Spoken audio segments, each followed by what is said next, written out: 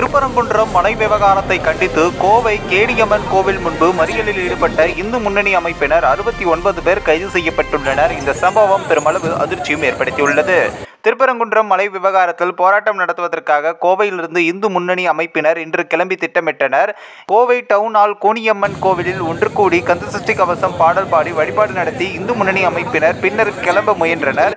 அப்போது அவர்களை காவல்துறையினர் தடுத்த நிலையில் கோவில் முன்பாக இந்து முன்னணி அமைப்பினர் திடீர் மறியலில் ஈடுபட்டதால் இந்து முன்னணி அமைப்பின் மாநில குழு உறுப்பினர் சதீஷ்குமார் தலைமையில் மறியல் நடைபெற்ற நிலையில் காவல்துறையினர் அவர்களை குண்டுக்கட்டாக தூக்கி சென்று 69 பேரை கைது செய்தனர்.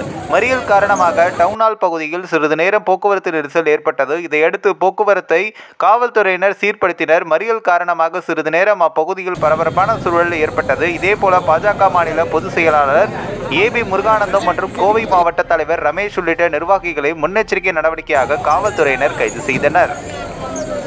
நாளைக்கு முன்னாடி ஆய்வுன்ற பேரில் அப்துல் சமத் எம்பியும் நவாஸ்கனியும் அப்துல் சமத் எம்எல்ஏ நவாஸ்கனி எம்பி 2 பேரும் போய் மாட்டுக்கறி கறி பிரியாணியெல்லாம் சாப்பிட்டு வந்திருக்கிறாங்க.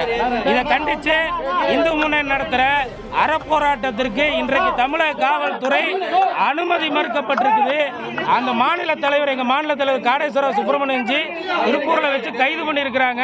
நாங்கள் மதுரை போகிறதையும் தடுத்து காவல்துறையானது எங்களை அடக்குமுறை பண்றாங்க. தமிழ்நாட்டில் அறிவிக்கப்படாத எமர்ஜென்சியானது நடந்துட்டு இருக்கு.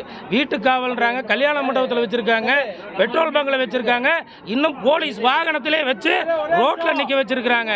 இந்த சூழ்நிலையை கண்டித்து தமிழ்நாடு முழுக்க நம்ம ஆர்ப்பாட்டமானது மறியலானது இன்னைக்கு பண்ணிட்டு இருக்கோம்.